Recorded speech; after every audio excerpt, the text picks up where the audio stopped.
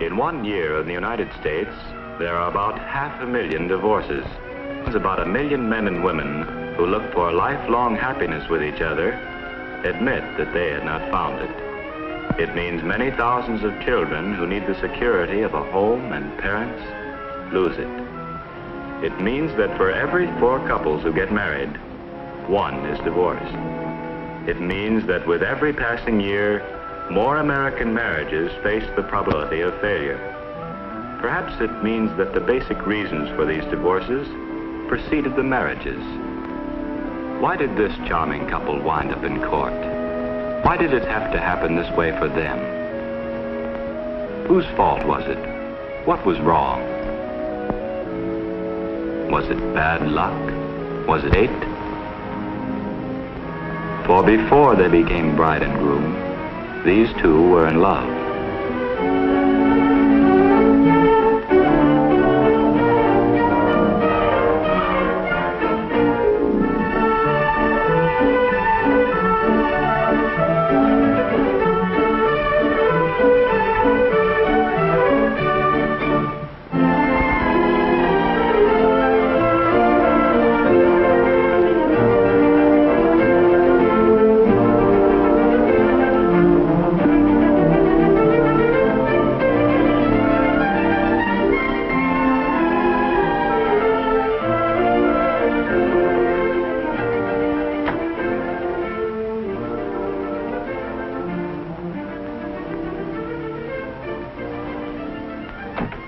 Did you ever see such a day, Ken? Grandma used to say it's so healthy around here they had to shoot a man to start a graveyard. They say Johnny Appleseed went by this way. Winnie, you've opened up a whole new world for me. Oh, Ken, the ring. You squeezed so hard. Isn't it rich looking and unusual? And inexpensive, too.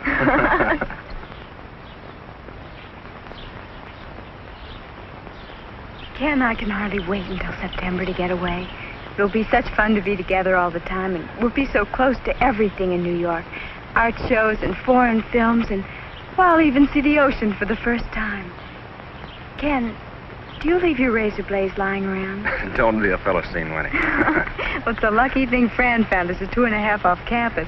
But what'll we put in it? Well, that little Picasso sketch I picked up, that goes in the living room. It's a masterpiece. And the Bendix? You take care of the homemaking. I'll look after the books and records. No male supremacy now, Professor. It doesn't go with your salary. Ken, do you like babies? Sure. Your own? I hadn't thought of it. Are you insured, Ken? No. Why? Well, we know so awfully little about one another, don't we?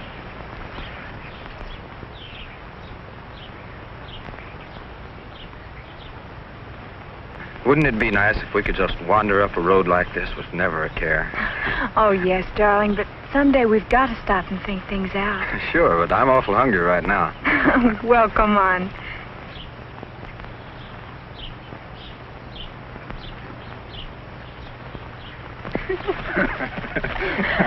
A man chases a woman until she catches him.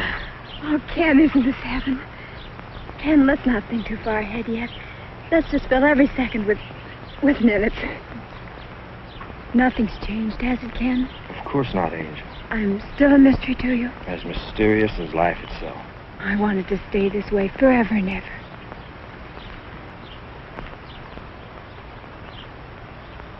The earth and the grass hold grand international confabulation with the sun, while man, the stumbler and finder, goes on.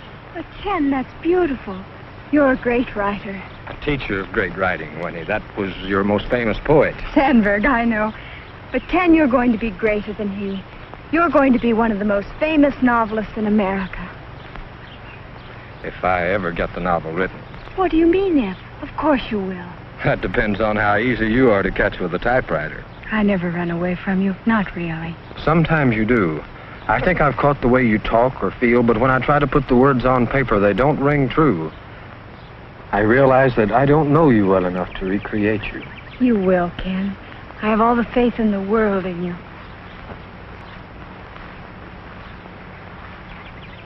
Winnie, do you always have to pick things? Why not? You see a flower and you think of Sandberg or Whitman. I see a flower and I want to wear it in my hair or put it in a vase.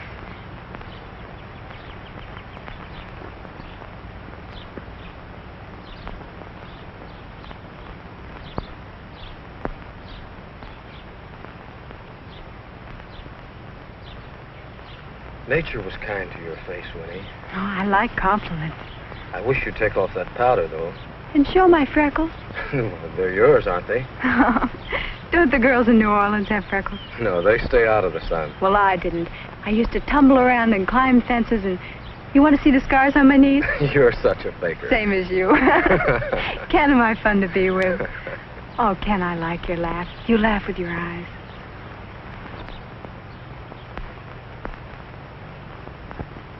You know, when you're 100, I'll be 105. I want to die before you do, Ken. Blue eyes say, love me or I die. Brown eyes say, love me or I kill you.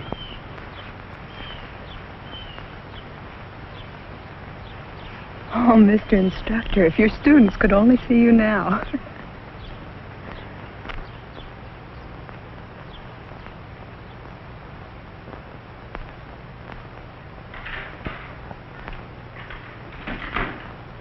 Hi. Did you have a good time? Wonderful. I've got to change. At first, I thought it was only a summer romance. Ken would soon be going back to his regular teaching job in the East. But I was wrong. I like Ken all right, but I feel more comfortable with Joe. We know the same steps, like the same books. She could have got engaged to so many nice boys in town. They used to shower her with attention, put her on a pedestal. I guess they were too easy to get. Sometimes I think she just wants to get away from home. But that's Winnie. Always searching for something beyond her reach. She has to know as much or more than anybody else. No wonder they gave her a job in the dean's office when she graduated. She was a star in her own little world. She could breathe life into the dullest routine. She made things go the way she wanted them to. The girls loved her. She was so charming and helpful. I was sure she wouldn't give it up for anything in the world. She seemed to be made for a career.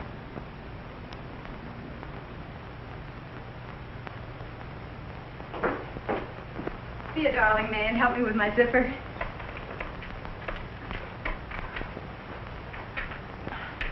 Don't jump around so. Oh, I look a mess. You never look better. Am I too showy? Some of Ken's friends are coming in from the East today. I want him to be proud of me. There they are. Bye, May. Bye. Have a good time.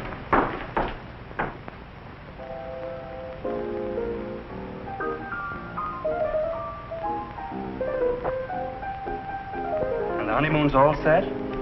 I still can't believe it, Ken. You were so delightfully unattached. Don't worry, Winnie. You're the most charming of them all. Ken, I know where I can get you some lovely odd chairs. Very functional. Oh? But I thought we were going to have early American, darling. You can trust Fran, Winnie. Her taste is faultless. Why don't we go watch the moon, Peter, while they plan a home for me? Oh, I wouldn't dare, Winnie. I might lose my head. Why don't you tell Fran about your novel, Ken? Is it a secret? Yes, our secret. Why, Ken, I didn't know you had it in you. You just haven't appreciated him. It won't be long before the whole world knows the real Ken. Do tell me about it. I'd rather not. It's a little early, or late, rather. Shall we go? Don't you think we make a charming couple?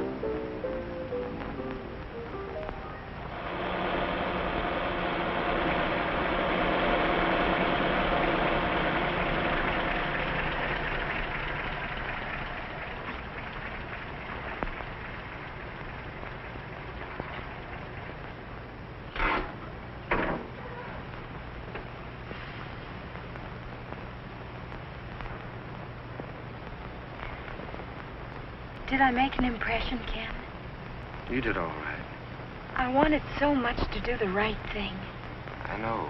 But I felt so left out. That could happen to anybody.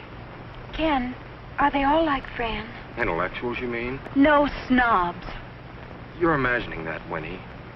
You'll get used to them. It'll take time. To get elevated to her level, is that what you mean?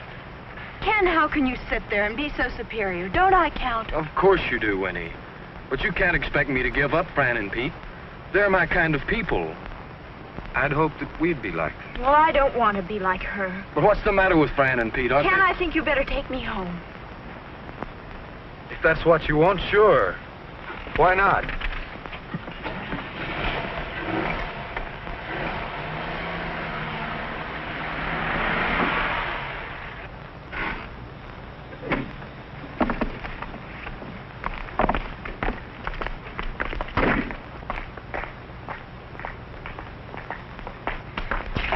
Look, darling, hasn't this gone a little too far? It certainly has. But you can't expect me to be any different from what I am. Don't you expect to change, even a little? After all, I've been giving up everything in the world for you. But what if I don't write that novel? Ken, you don't seem to realize yourself how good you are. No wonder Peter But said... I've never had anything published. You're being unfair. Why? Because I want you to be famous? Ken, you don't realize how exciting a writer's life can be. There's no greater thrill in the world. Can't you be just a college professor's wife? Isn't that enough? And play ghost to your Hamlet. Oh, no, I'm not going to sit at home with the four walls and count pennies or alter myself to suit your friend's taste. Winnie, I love you. And I love you, Ken. But I'm not going to let you change me. You're not going to change me either. I've got to feel free to be myself even after we're married. Well, that goes for me, too.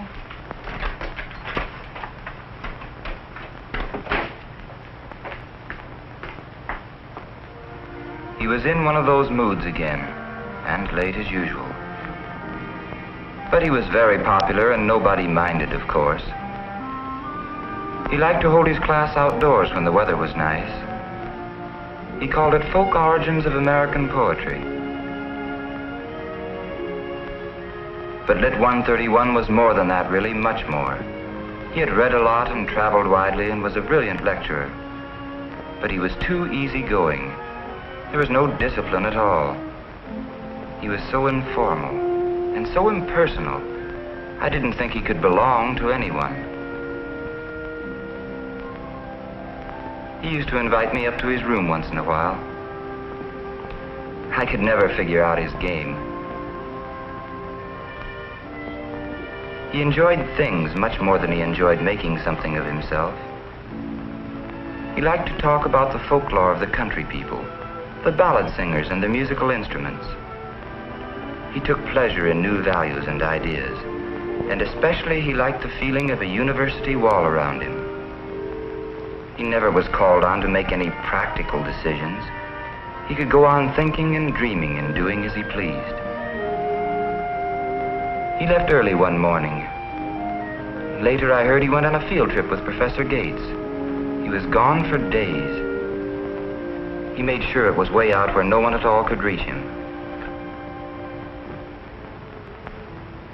His words were few, but his looks, they will linger forevermore. The smile in his sad dark eyes, more tender than words could be. But I was nothing to him, though he was the world to me. Today and there in his garden strolled, all robed in her satins and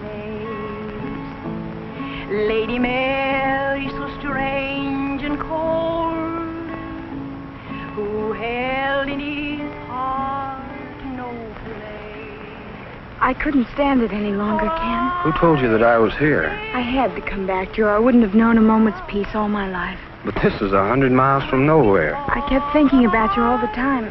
I couldn't sleep. It wasn't easy for me either. Ken, we've got a chance to be happy. Let's not throw it away. Are you sure? I don't want to be sure of anything, except that you love me. But I was nothing to him, though he was the world to me. Today in his palace grand, on his flower-strewn bed he lies. With his Ken, put your arms around me. Oh, Ken, I want so to feel, I don't know, together again the way we were. You're so lovely, Winnie. For every woman in this world, Ken, there's only one man. So enchanting. When you marry for love, Ken, you're always happy. So seductive. Are you going to be nice again, Ken? You'll see now. And you'll be an angel about everything. Always. And we'll never disagree about anything at all. Never. And you won't forget my birthday? June 26th. And promise you won't take me for granted. I promise. And you'll never get fat and bald. Never. And we'll always be in love, even when we're old. Always. Kiss? To what, Ken? What to? You say. To love.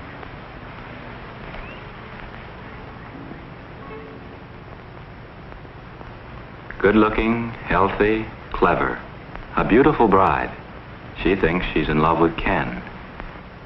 Intelligent, gifted, certainly old enough to get married, to know his own mind. He thinks he's in love with Winnie.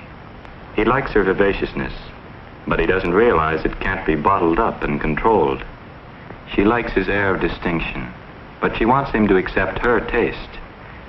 He likes her simplicity, but he wants her to be sophisticated and understand his complexities at the same time. She likes his romantic moodiness, but she wants him to be a steady provider, too. He likes her maternal qualities, but is not prepared to give up his freedom to really enjoy them. He likes her efficient practicality, but he doesn't want to have his wings clipped, so he is down to earth along with her. She likes the idea of going to live with him in a new community, but she wants the people there to be like her own neighbors. She likes almost everything she knows about him, but lots of what she knows is in her own imagination. He's willing to promise the world, but he is probably unable to give even himself. What a lovely picture this bride and groom make. They might have found each other, but instead they've remained strangers. Each is a dream in the other's mind.